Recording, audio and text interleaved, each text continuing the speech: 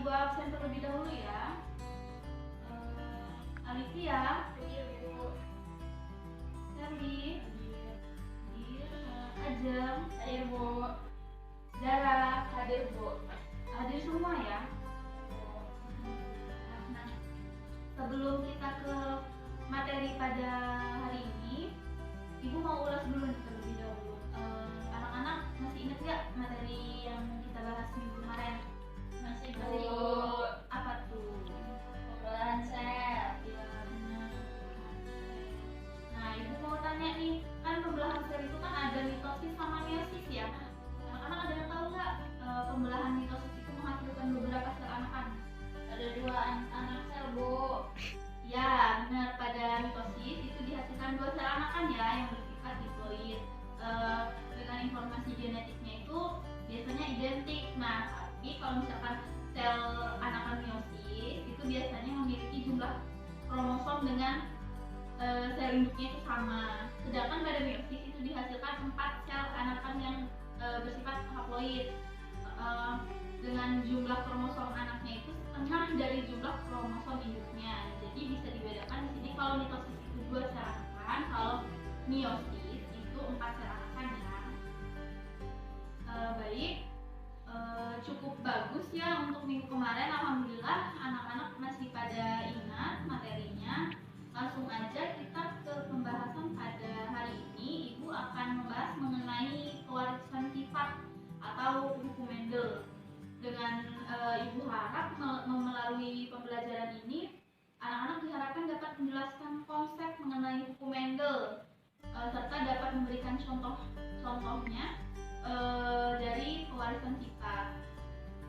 Nah, coba deh anak-anak lihat temen di sampingnya. Kira-kira kalian itu mirip atau enggak? Beda Bu. Beda. Nah, beda ya. Kenapa? Karena keturunan dari orang tua Ibu ada sifat genetik. Betul sekali ya. Hal tersebut merupakan salah satu contoh dari pewarisan sifat. Nah, apabila kita mengamati alam sekitar nih, biasanya ada banyak persamaan maupun perbedaan pada makhluk hidupnya. Nah, persamaan perbedaan ini biasanya terjadi antara induk dengan keturunannya atau antara orang tua dan anak-anaknya. Misalnya saja nih, dalam satu keluarga itu dapat ditemui adanya persamaan dan perbedaan sifat dan yang tampak dan juga sifat yang tidak tampak antara anak dengan kedua orang tuanya. Sifat yang tampak itu salah satunya itu kayak raut muka, bentuk tubuh, bentuk wajah, warna kulit, kemudian juga warna mata, bahkan jenis kulit pun, maksudnya jenis kulit, jenis rambut pun bisa bisa menjadi indikator dari salah satu persamaan maupun perbedaannya. Kemudian untuk sifat yang tak tampaknya itu biasanya bisa berupa kecerdasan, bakat, suara, dan juga golongan darah. Nah, anak-anak sini ada yang tahu nggak mengenai siapa sih yang pertama kali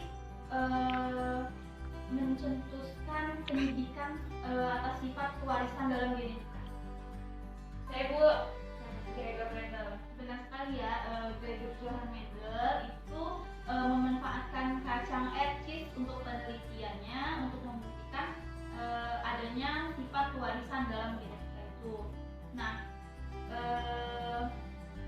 Gregor Johann Mendel juga akhirnya menemukan yang namanya hukum pewarisan sifat atau hukum Mendel yang terkaji atas 2 hukum, yaitu hukum Mendel 1 dan juga hukum Mendel 2. Nah, untuk hukum Mendel 1 itu dikenal sebagai hukum segregasi yang menyebutkan bahwa pada pembentukan gamet kedua gen yang berpasangan dipisahkan dalam 2 sel anak, dan pola-pola hereditas pada hukum Mendel 1 itu berlaku untuk persilangan non-hibrid dan persilangan dengan satu sifat yang sama.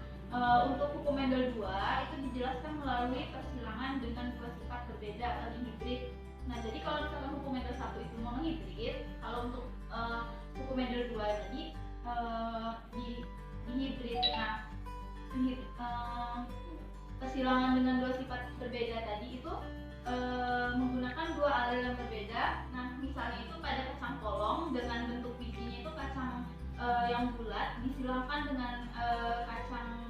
biji kacang yang berbentuk keriput dengan bijinya berwarna kuning dan juga hijau. Dan hasil persilangan itu menurunkan ciri fisik biji bulat warna kuning keriput, bulat hijau dan juga keriput hijau. Hal ini terjadi karena gen melakukan persilangan secara bebas.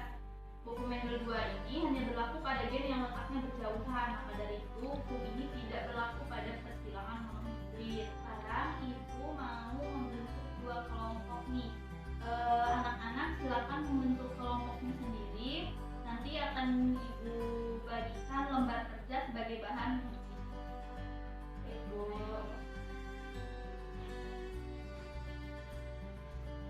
Silakan anak-anak diskusikan, ibu beri waktu 30 menit ya. Selanjutnya untuk hasil diskusinya nanti akan masing-masing kelompok ibu persilakan untuk mempresentasikannya. Oke anak-anak, waktunya sekarang silakan perwakilan dari kelompoknya mempresentasikan diskusi.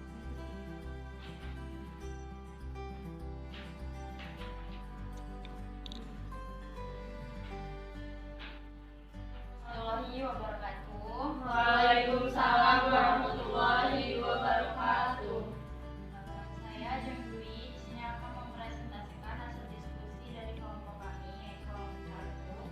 Hasil diskusi kami yaitu penyelidikan sifat pewarisan dalam genetika ini dilakukan oleh Gregor John Mendel.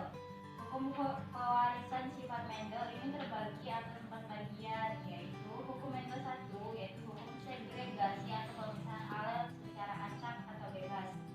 Yang kedua ada hukum Mendel 2, yaitu hukum asortasi atau penggabungan alel secara acak atau bebas. Yang ketiga ada persilangan dengan satu tanda beda, yaitu monohibrid, dan yang terakhir ada persilangan dengan dua tanda beda, yaitu hibrid. Terima kasih kelompok 1. Untuk kelompok 2 apakah ada catatan atau paling jelas? Baik Bu, Sudah ya. Baik, terima kasih aja silakan Bu. Untuk kelompok 2 dipersilakan mempresentasikan hasil diskusinya.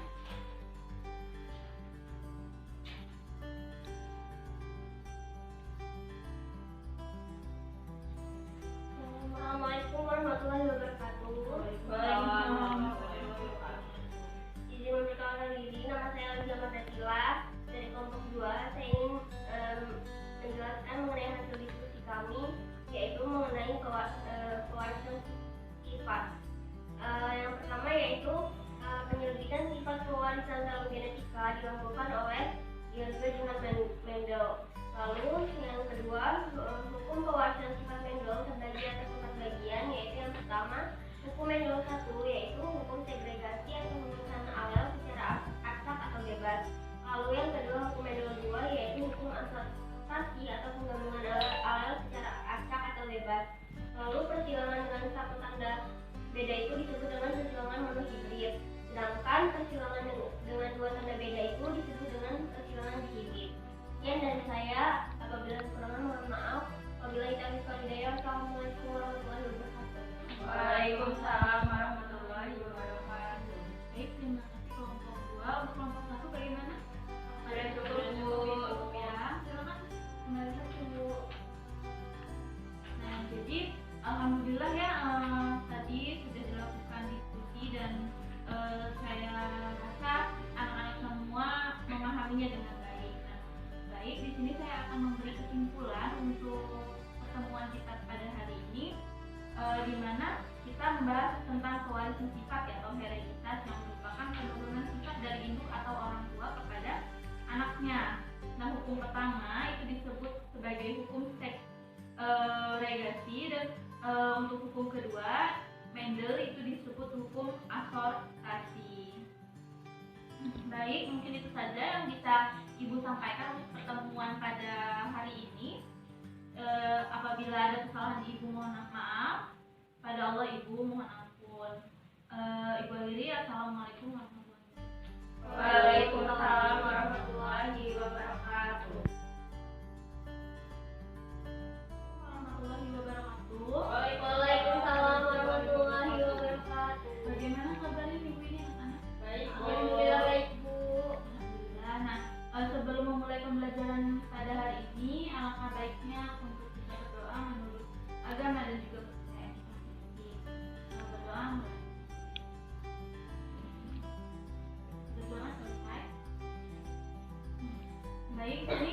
coba absen terlebih dahulu ya. Alivia, Hadir Bu. Adem, Hadir Bu. Zara, Hadir Bu. Charlie, Hadir Bu. masuk semua ya. Ya Bu. Nah, sebelum kita masuk ke bahasan atau materi pada minggu ini, Ibu akan melakukan evaluasi terlebih dahulu ya. Masih ingat nggak anak-anak tentang materi yang kita bahas pada minggu lalu? Tentang evolusi Bu. Ya betul, tentang evolusi. Nah, Ibu di sini mau tanya nih, anak-anak masih ingat nggak teori evolusi menurut Charles Darwin? Ada yang bisa menjawab? Jadi teori Charles Darwin itu ini Bu, evolusi itu terjadi melalui proses seleksi alam. Ya betul sekali ya. Charles Darwin memang menyatakan bahwa evolusi itu terjadi melalui proses seleksi alam. Nah, makhluk hidup yang mampu menyesuaikan diri dengan lingkungannya itu akan dapat bertahan hidup, sedangkan untuk makhluk hidup yang tidak dapat menyesuaikan diri dengan lingkungannya itu tidak akan bertahan hidup atau mati. Jadi proses seleksi alam menurut Charles Darwin itu seperti itu. Kira-kira anak-anak udah paham semua ya mengenai bahasan kita minggu lalu. Baik, langsung saja di sini Ibu akan menyampaikan materi pada minggu ini mengenai bioteknologi dan juga penerapannya dalam upaya peningkatan kesejahteraan manusia. Nah, pada pembelajaran hari ini Ibu harap anak-anak dapat menjelaskan mengenai prinsip bioteknologi dan juga mengetahui upaya penerapannya untuk kesejahteraan manusia itu sendiri. Nah, sekarang Ibu ingin bertanya, di sini ada yang tahu nggak apa itu bioteknologi? Saya Bu. Iya. Bioteknologi itu adalah cabang yang mempelajari tentang pemanfaatan makhluk hidup untuk menghasilkan barang atau jasa Bu. Nah, betul sekali. Jadi bioteknologi itu merupakan cabang ilmu ya yang mempelajari pemanfaatan makhluk hidup. Nah, makhluk hidup itu dipakai dalam bioteknologi bisa kita sebut sebagai agen dalam bioteknologinya. Nah, Ibu sekarang mau bertanya nih, tempe itu masuk ke dalam penerapan bioteknologi nggak? Masuk. Ya betul, tempe itu merupakan salah satu contoh penerapan bioteknologi yaitu dalam bioteknologi konvensional. Nah, jadi anak-anak, bioteknologi itu dibagi menjadi dua, bioteknologi konvensional dan juga bioteknologi modern. Nah, untuk bioteknologi konvensional itu merupakan praktik bioteknologi yang dilakukan dengan cara dan peralatan yang sederhana tanpa adanya rekayasa genetika. Nah, contohnya tadi kayak yang seperti yang Ibu bilang tadi, tempe, itu kemudian ada juga keju, yogurt, roti, bir, dan wheat. Untuk bioteknologi modern itu merupakan bioteknologi yang didasarkan pada manipulasi atau rekayasa DNA. Nah, selain memanfaatkan dasar mikrobiologi dan juga kimia atau biokimia. Nah, penerapan bioteknologi modern itu mencakup berbagai aspek kehidupan, misalnya itu kaitan ternak unggul, hasil manipulasi genetika, kemudian buah tomat yang dihasilkan dari manipulasi genetika juga dapat tahan lama, itu juga bisa kita bahas nanti di bidang pangan. Kemudian untuk bidang pertanian, tanaman jagungnya dan kapas yang resistensi terhadap serangan penyakit tertentu. Nah, untuk bidang kedokteran dan farmasi, salah satu contohnya itu pembuatan hormon insulin yang dihasilkan oleh bakteri Listeria coli.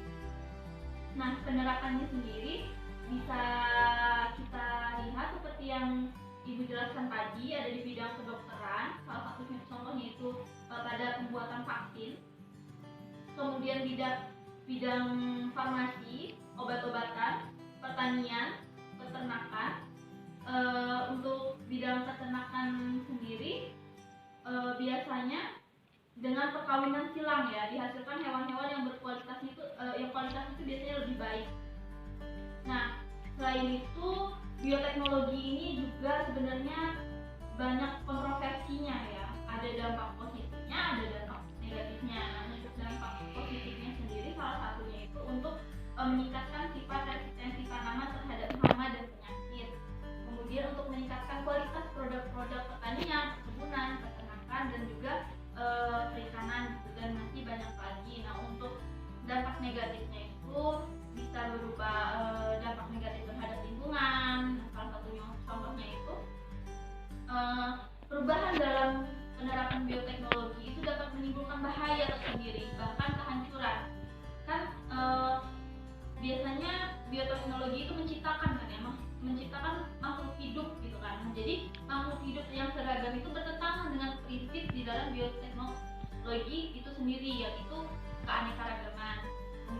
dampak dalam kesehatannya juga bisa kita lihat, contohnya itu penggunaan insulin hasil rekayasa genetika yang kabarnya itu menyebabkan 31 orang meninggal di Inggris.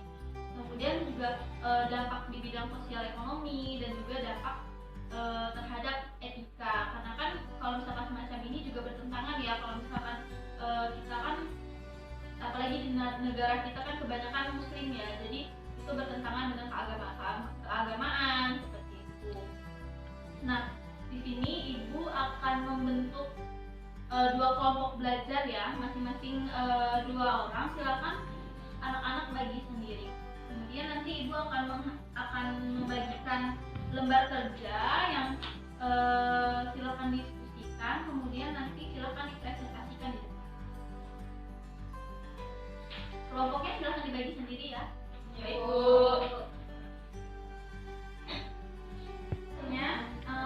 Sekarang silakan masing-masing kelompok untuk mendiskusikan, maksudnya untuk mempresentasikan hasil diskusinya.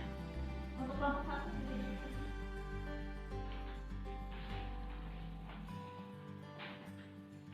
Assalamualaikum warahmatullahi wabarakatuh.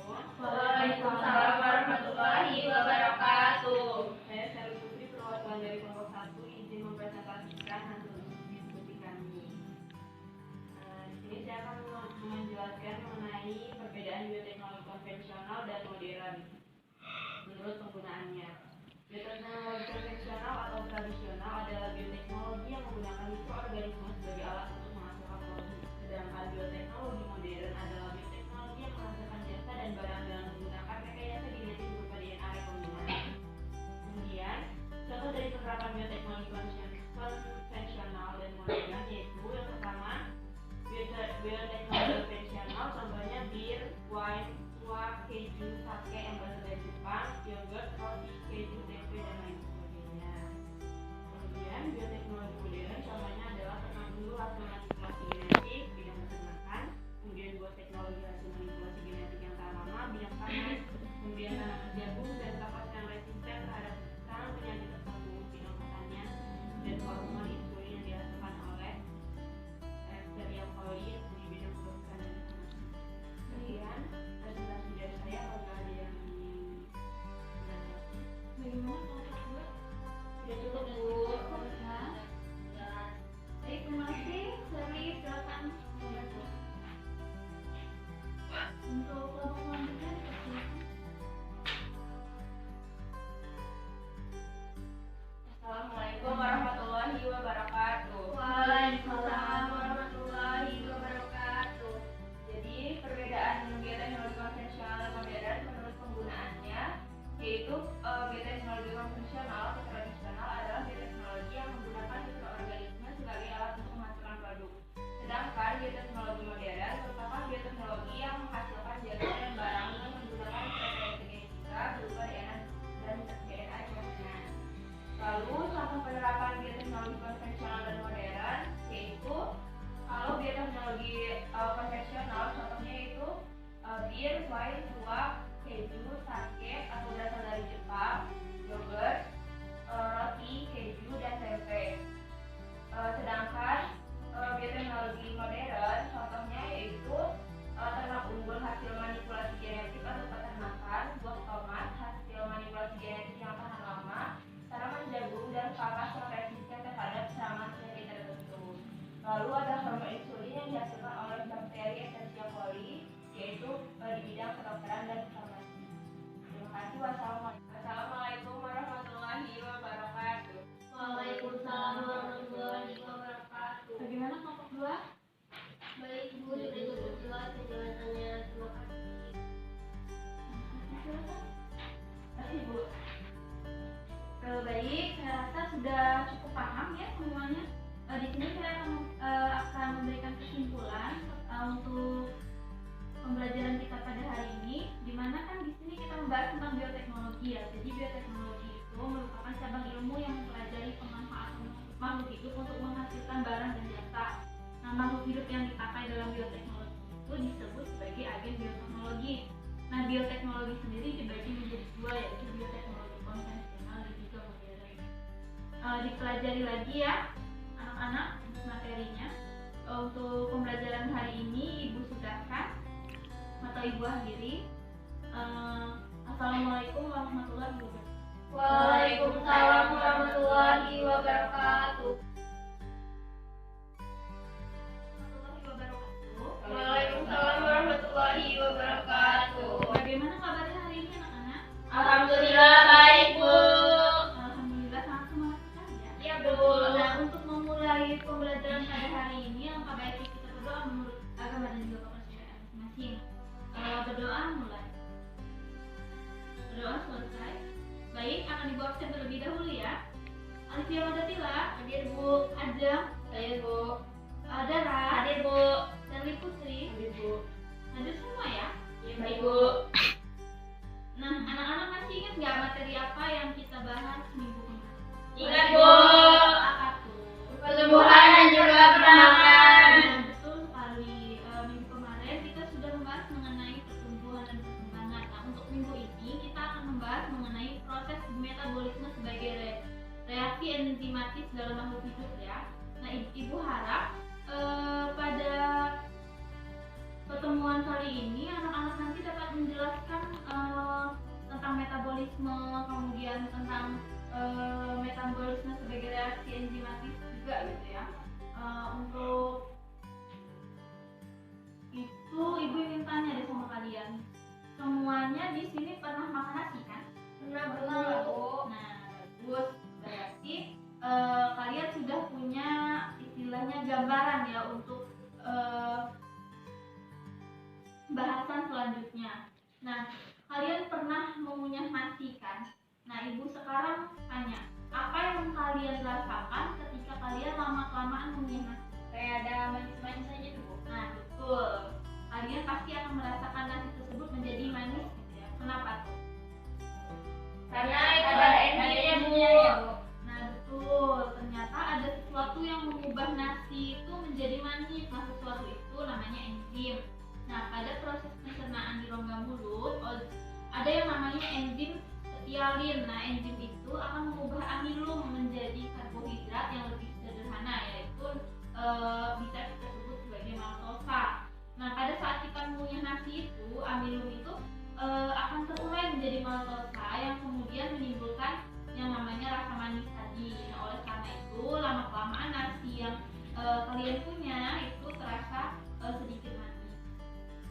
Nah, adapun pengertian enzim, dari tadi kan kita bahas enzim terus. Nah, enzim itu apa sih gitu kan? Nah, enzim itu merupakan senyawa protein yang membantu proses metabolisme dalam tubuh. Nah, dengan adanya enzim itu metabolisme akan berlangsung dengan cepat karena menurunkan energi atau aktivasi yang diperlukan untuk berlangsungnya reaksi itu. Nah, tanpa adanya enzim dalam tubuh kita itu, reaksi metabolisme dalam tubuh itu akan berlangsung dengan sangat lama. Nah, metabolisme dalam proses metabolisme dalam tubuh kita itu dibagi menjadi 3, yaitu metabolisme karbohidrat, protein, dan juga lemak. Untuk mekanisme karbohidrat sendiri merupakan suatu zat gizi yang diperlukan oleh tubuh dan terdapat di dalam berbagai bahan pangan. Fungsinya sendiri sebagai sumber energi, kemudian juga untuk membentuk senyawa yang lain, dan juga sebagai pembuluh.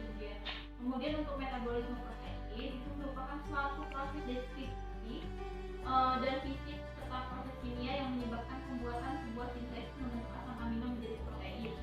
Untuk metabolisme lemak sendiri merupakan suatu proses kimiawi yang di dalamnya terdapat proses katabolik, proses anabolik dengan hasil energi. Dan metabolisme lemak juga disebut dengan suatu proses yang kompleks dan terjadi berbagai reaksi serta jalur sendiri.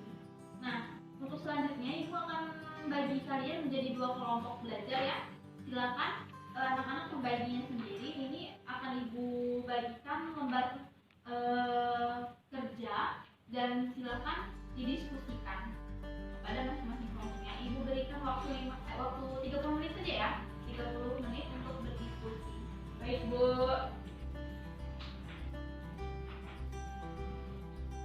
Baik, sudah 30 menit ya.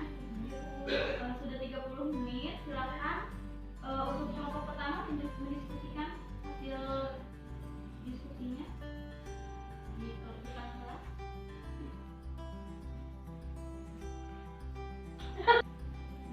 Lutfi.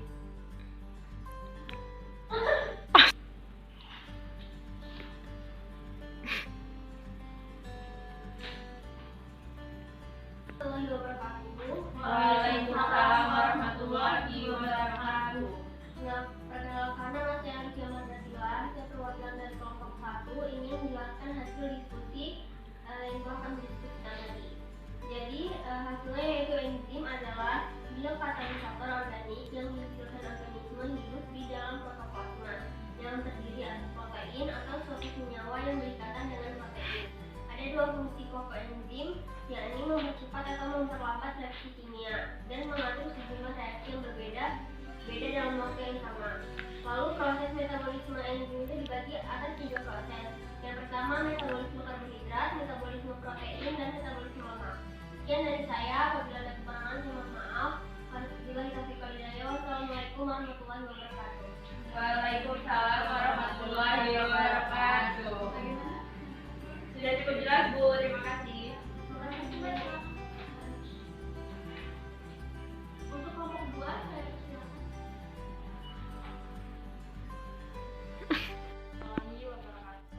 Waalaikumsalam warahmatullahi wabarakatuh. Saya Ajeng Dwi Ekstasi dari kelompok 2. Ini saya akan mempresentasikan hasil diskusi kami.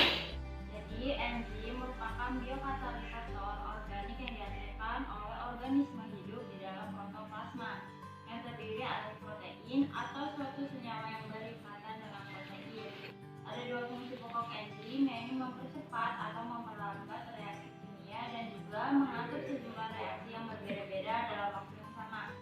Sementara di ilmu biologi, enzim ini didefinisikan sebagai biokatalisator yang berfungsi mempercepat reaksi biologis di dalam tubuh.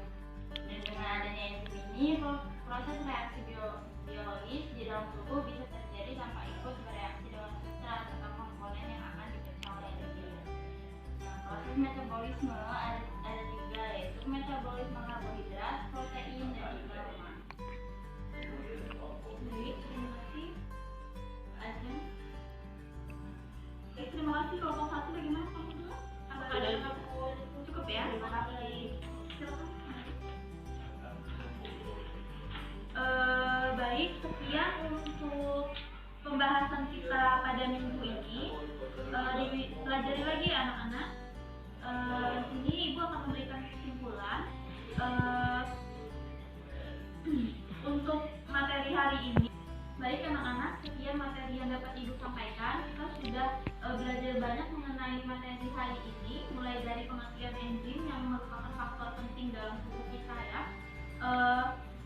Ibu di sini akan memberikan kesimpulan mengenai pembahasan kita pada hari ini. Nah, di mana fungsi enzim itu sendiri untuk membantu dan mempercepat proses metabolisme di dalam tubuh yang dalam ilmu biologi itu disebut sebagai biokatalisator. Nah, proses metabolisme dalam tubuh kita itu ada 2 jenis, yaitu katabolisme dan juga anabolisme.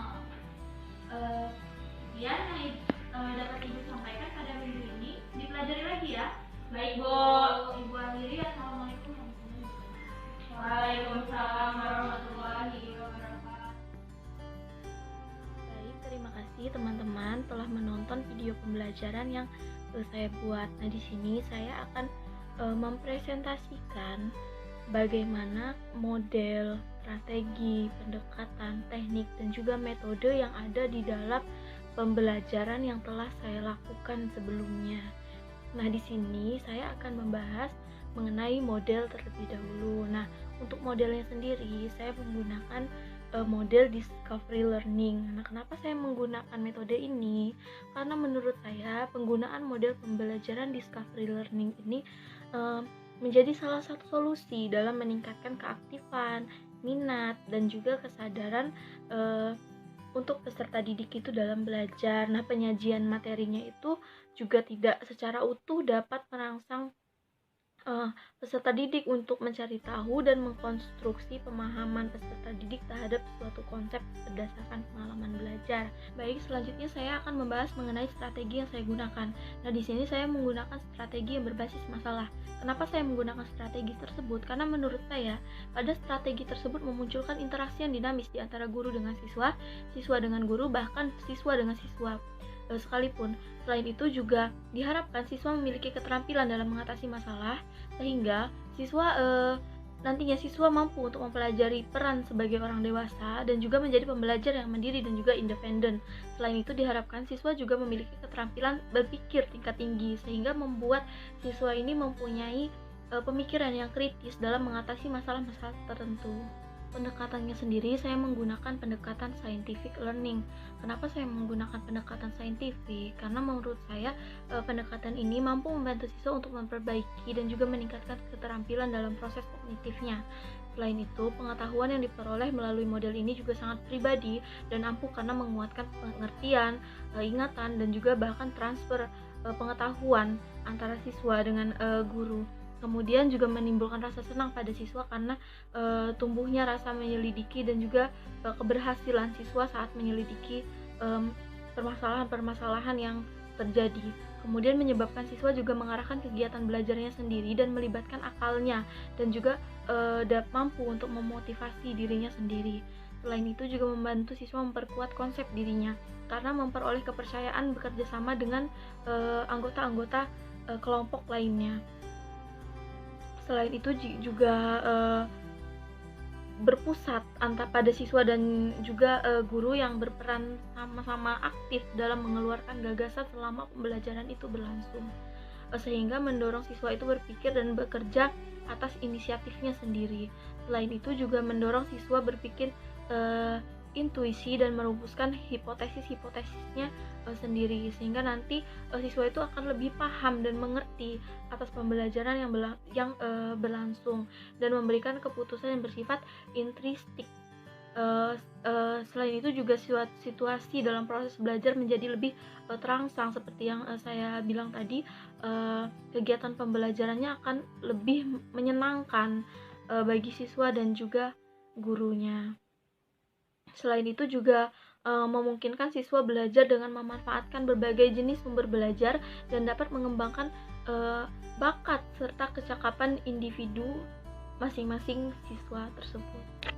Selanjutnya saya akan membahas mengenai teknik yang digunakan. Nah, di sini saya menggunakan teknik demonstrasi dan juga kelompok. Kenapa saya menggunakan teknik tersebut? Karena menurut saya dalam teknik tersebut dapat memupuk kerjasama antar siswa dalam mengatasi suatu masalah yang terjadi. Kemudian suatu tugas yang diberikan juga dapat diselesaikan dengan sesingkat mungkin sehingga mampu untuk membantu siswa itu lebih memahami konsep-konsepnya. Selain itu juga menimbulkan persaingan yang sehat antara teman sebayanya atau siswa dengan siswa dan mengatasi kekurangan fasilitas pendukung pelaksanaan pembelajaran. Nah, untuk metodenya sendiri, saya menggunakan metode diskusi, tanya jawab, dan juga ceramah. Nah, yang pertama yang akan saya bahas yaitu mengenai metode diskusi terlebih dahulu. Kenapa saya menggunakan metode ini? Karena menurut saya metode ini mampu untuk menyadarkan anak didik bahwa masalah itu dapat dipecahkan dengan berbagai jalan atau bukan hanya dengan satu jalan saja. Selain itu juga menyadarkan anak didik bahwa dengan berdiskusi mereka itu saling mengemukakan pendapat secara konstruktif sehingga dapat diperoleh keputusan yang lebih baik, serta membiasakan anak didik untuk mendengarkan pendapat orang lain sekalipun berbeda dengan pendapatnya sendiri dan membiasakan bersikap toleransi antara satu dengan yang lainnya. Nah, selanjutnya yaitu metode tanya jawab. Menurut pendapat saya, metode tersebut dapat menarik dan juga memusatkan perhatian siswa sekalipun ketika itu siswa sedang ribut atau mengantuk, menjadi kembali tegar dan juga hilang rasa kantuknya. Kemudian merangsang siswa untuk melatih dan juga mengembangkan daya pikir termasuk daya ingatannya dan juga mengembangkan keberanian serta keterampilan siswa dalam menjawab dan mengemukakan pendapat. Nah, selanjutnya yaitu metode ceramah. Kenapa saya juga menggunakan metode ini karena menurut pendapat saya pada metode ini materi yang disampaikan itu dapat lebih banyak dibandingkan dengan metode-metode yang lainnya dan tidak memerlukan peralatan-peralatan yang seperti ada di laboratorium seperti itu. Kemudian bila disiapkan dengan baik, misalnya menggunakan metode pembelajaran direct instruction dapat membangkitkan aktivitas siswa. Selain itu, guru juga malah menjadi lebih mudah dalam menguasai kelas dan mudah mengorganisasikan tempat duduk atau kelas gitu. Jadi di sini pada intinya guru itu mudah dalam menguasai kelas dan dapat diikuti oleh siswa dalam jumlah besar serta mudah mempersiapkan dan juga melaksanakannya. Selain itu guru juga lebih mudah dalam menerangkan pelajaran atau pembelajaran dengan baik. Nah, teman-teman, sekarang ini kan kita sedang ada di dalam masa pandemi ya, yang mengharuskan kita untuk melakukan yang namanya social distancing. Nah, tentu saja hal tersebut mempengaruhi beberapa aspek kehidupan termasuk di dalam bidang pendidikan. Nah, hal tersebut merupakan suatu tantangan sendiri bagi pendidik dalam menyampaikan pembelajaran untuk si peserta didik. Nah, menurut pendapat saya sebagai calon pendidik atau calon guru, model yang sangat cocok digunakan dalam masa pandemi ini yaitu model blended learning. Kenapa model tersebut sangat cocok digunakan di era ini? Karena menurut pendapat saya dia ini mampu untuk menghemat waktu dan juga biaya. Nah, peserta yang mengikuti metode pembelajaran ini memiliki ruang yang tidak terbatas dan juga waktu yang juga tidak terbatas sehingga bisa dilakukan sesuai dengan keinginan dari peserta didik itu sendiri. Nah, selain itu juga memudahkan peserta didik dalam mengakses pembelajaran karena bisa didapatkan melalui atau secara online. Nah, selain itu pendidik juga akan memberikan materi melalui banyak cara seperti video dan juga materi biasa yang bisa didapatkan secara daring sehingga dalam melakukan pembelajaran akan menjadi lebih optimal seperti itu. Selain itu media yang digunakan dapat berupa buku paket, TV edukasi, video pembelajaran dan juga dapat berupa digital berupa Google Meet atau tatap muka menggunakan Google Meet maksudnya atau menggunakan Zoom. Selain itu juga bisa menggunakan komunikasi via chat. Mungkin itu saja yang dapat saya sampaikan. Saya akhiri. Assalamualaikum warahmatullahi wabarakatuh.